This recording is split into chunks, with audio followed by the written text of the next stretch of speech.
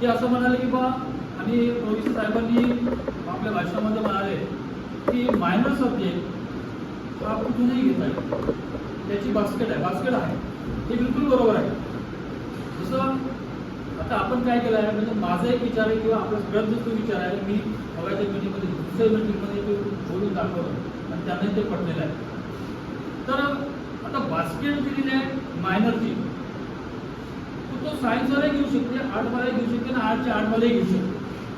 पण आपण BA first admission घेत असताना विद्यार्थ्यांनी 2 विषय घेतलेले आहेत है ना. जसं की हिस्ट्री आणि पॉलिटिकल समजा घेतले असेल, आता सेकंड इयरला तो घेणार आहे ऍडमिशन, त्याला एकच विषय देणे आहे. समजा त्यांनी हिस्ट्री घेतली असेल तर तो जो मायनर सब्जेक्ट आहे, हिस्ट्री घेतला असेल तर मायनर जो आहे तो मायनर पॉलिटिकलचाच घेतला असं नाही, नियम नाही आहे. तो आपल्या आर्टमध्ये कुठलेही विषय तो मायनर घेऊ शकते. इतकंच नाही तर तो सायन्सला पण मायनर घेऊ शकतो. लक्षात घ्या. म्हणून आपल्याला ऍडमिशन करत असताना तेवढी थोडी काळजी घेणे गरजेचे आहे. त्यांनी मगाच्या डीन साहेबांच्या मीटिंगमध्ये हा प्रश्न निघाला होता. तेव्हा साहेब हे बरोबर आहे तुमचं, पण काही अडचणी आहेत, त्या अडचणी तुम्ही समजून घ्या.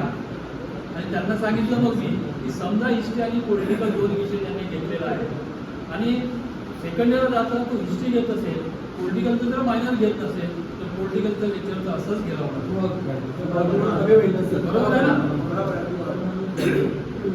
बाकी त्याचाही विचार आपल्याला करावा लागेल. आपली फॅकल्टी आहे, तोही विचार करावा लागेल. तर त्यांचं उत्तर असं होतं की ते बोर्डावर आहे, म्हणजे तुम्ही करू शकता म्हणे किंवा तुमच्या कॉलेजवर आहे म्हणे, असं काही जबरदस्ती नाही म्हणून त्यांनी तिथून घेतलंच पाहिजे. त्या महाविद्यालयांनी आपापली फॅकल्टी विचार घेतात, त्याचा वर्कलोड म्हणजे तो कसा वाचेल हा विचार करता त्यांनी त्या पद्धतीने ऍडमिशन करणे गरजेचे आहे. दुसरा प्रश्न, बऱ्याच लोकांनी मलाही बोलले तुम्ही कसे करता, इतके विषय वाढले, तितके विषय वाढले. सिंगल फॅकल्टी आम्ही तो दोघे आहोत, पण जिथे सिंगल फॅकल्टी आहे त्यांचा तर खूप मोठा त्रास आहे. त्यांना विषय भरपूर वाढलेले आहेत. जवळजवळ आज वर्कलोड जो आहे तो जवळजवळ 35च्या घरामध्ये वर्कलोड आहे. एकदा नाही सगळं म्हणजे फायनल पर्यंत जर वर्कलोड करा तर 35च्या घरामध्ये वर्कलोड आहे. मग एकदा प्राध्यापक कसं शक्य आहे का? नाही. जसं आम्ही आमच्याकडे 2 जण आहोत, आम्ही वर्कलोड तोडला आणि त्यावर व्यतिरिक्तही आर्टचा वर्कलोड जास्त निघाला आम्हाला, तर आम्ही प्राचार्याकडे गेलो, सांगितलं त्यांना की हे कोण शिकवलं. म्हणून आम्ही परवानगी घेतली CSBची आणि त्यानंतर आम्ही नियुक्ती केला. मलाही वाटते तुम्ही आपापल्या प्राचार्याकडे जा, जर एवढा मोठा वर्कलोड आहे कसं शक्य आहे. बघा चौरे सर ऐकते नाही, चौरे सरांची तर गोष्ट वेगळीच आहे. त्यांनी अजून सांगितलं की जर आम्हाला सिनियरचे याला सांगता ते घेतला एवढं कसं शक्य आहे हे तुम्ही प्राचार्याला जाऊन सांगा. त्यांना कदाचित कल्पना नसेल प्राचार्यांना, वर्कलोडची प्राचार्याला बिलकुल कल्पना नाही, बिलकुल कल्पना नाही. जोपर्यंत आपण त्यांना सांगत नाही तोपर्यंत त्यांनाही माहीत होत नाही.